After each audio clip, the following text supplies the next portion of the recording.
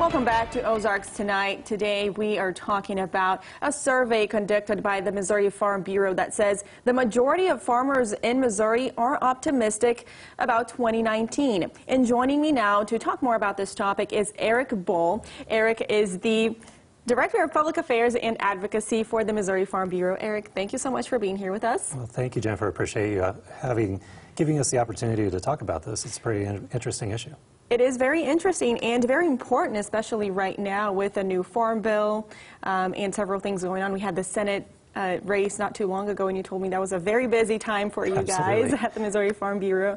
And just last month in December, you had an event where you conducted this survey, and most farmers, so 74% of farmers said they are optimistic about the year of 2019. Right. First of all, take me back to this event. This is a third annual farmometer. Is that what it is? Yeah, we do call it the farmometer. It's kind of a little catchy name that we use to try to take the temperature of the farm economy and what Missouri farmers are thinking for this coming year.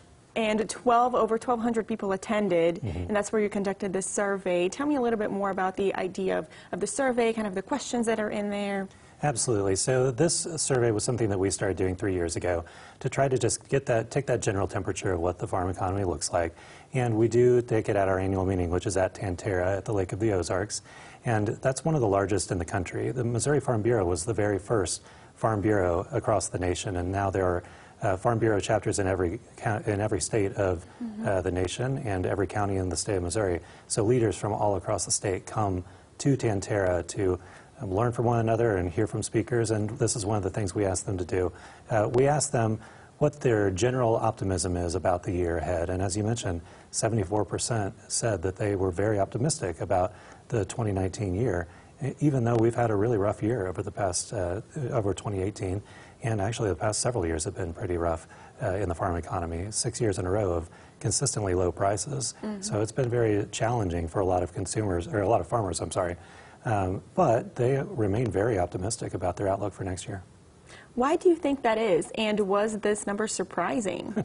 Well, it was very consistent. Really, over the 3-year course of the survey, it's been almost exactly the same level, just that overall optimism level for the upcoming year. I was a little bit surprised that it didn't drop because it was such a rough year this past year, especially with all the issues with trade disruptions and retaliatory tariffs that the Chinese government and other governments have been putting on Missouri farmers. We were somewhat expecting that optimism level to be going down, but by and large, Missouri farmers and farmers in general are a very optimistic bunch, and I think that they see a lot of positives on the horizon. They believe that President Trump has their best interests at heart and the trade wars that are going on right now, and they think that he's going to solve them and we're going to come out ahead, and that next year will be better than last year. You mentioned the trade war. What has the feedback been like over the course of 2018 from farmers as they were feeling the effects of the trade war and low commodity prices and other things they had to deal with? Sure. What was the feedback? Commodity prices had already been low coming into 2018. We were in a consistently low period for the past 5 years up until 2018, and actually the adjusted net income for farmers was at a 30-year low. It really has only been lower in 2 or 3 different years over the past 30 years. So it really was a very poor time coming into it anyway. And then when the trade tariffs started being implemented in May and June, early in the spring, or early in the summer really is when the Chinese tariffs started to take place, that really affected the markets a lot and made the prices of a lot of commodities go down. So that was a pretty troubling time because people are they already have their crops in the ground, and you can't change what you're doing when your crop is already growing. You have to just wait and harvest it. You get 1 shot per year, and you can't make the factory shut down a little bit or lay off a few workers to save costs.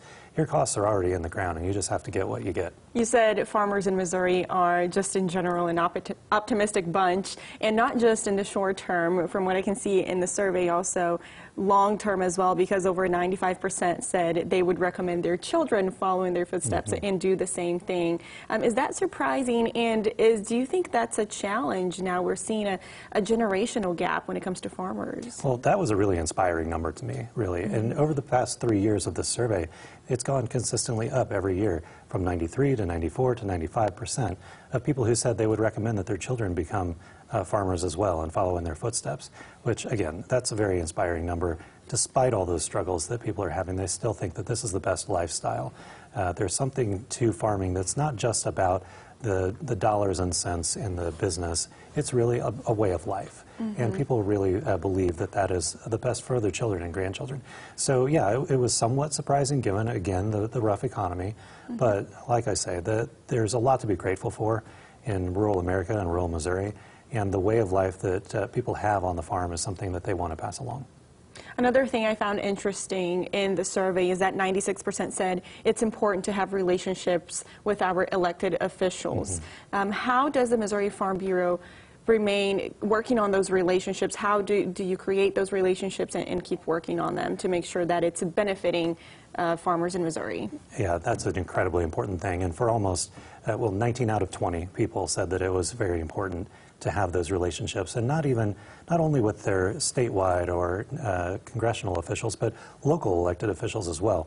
That's just extremely important to the functioning of our rural economy and our rural communities, really. The Missouri Farm Bureau is a grassroots organization. We start at the very ground level. We have organizations, county-level organizations, in all of Missouri's 114 counties, and that's where people get to know the local elected leaders in their county courthouses and their state representatives and their state senators all the way up through the very top ranks. And they get to know them on a personal basis and have them out to their farms and come to their meetings. And I think that that is something that really builds a lot of credibility for what the farmers are talking about, their concerns, when they want to talk to a state, say a state representative about the issues that they're having. It's not the first time they're ever seeing them. When they walk in the door and ask for a bill to be passed, they already have pre-existing relationships because of that structure that we have as an organization. Now, finally, Eric, how will the Missouri Farm Bureau use the results from this survey? How will you apply these results? Sure. Well, we talk about this all year long as we're trying to decide what it is that is most important to our members and what we should advocate for in the state capitol and the national capital in Washington, D.C. One of the issues that we didn't really discuss that was asked about in the survey is what the biggest concerns were that the people taking the survey had. And for the third year in a row, all 3 years of the survey, the biggest concern has been those low commodity prices and the prices of livestock being too low. The second largest was the high input costs. So the top two are cost related. People are really still concerned about that economic aspect of their jobs as farmers. So despite the fact that they're very optimistic, those are things they're very concerned about. So we want to keep the focus on that as we talk to our elected officials, especially in Washington, D.C., who are struggling with the trade issues with foreign countries that are making it difficult for our farmers to sell their products abroad. Right.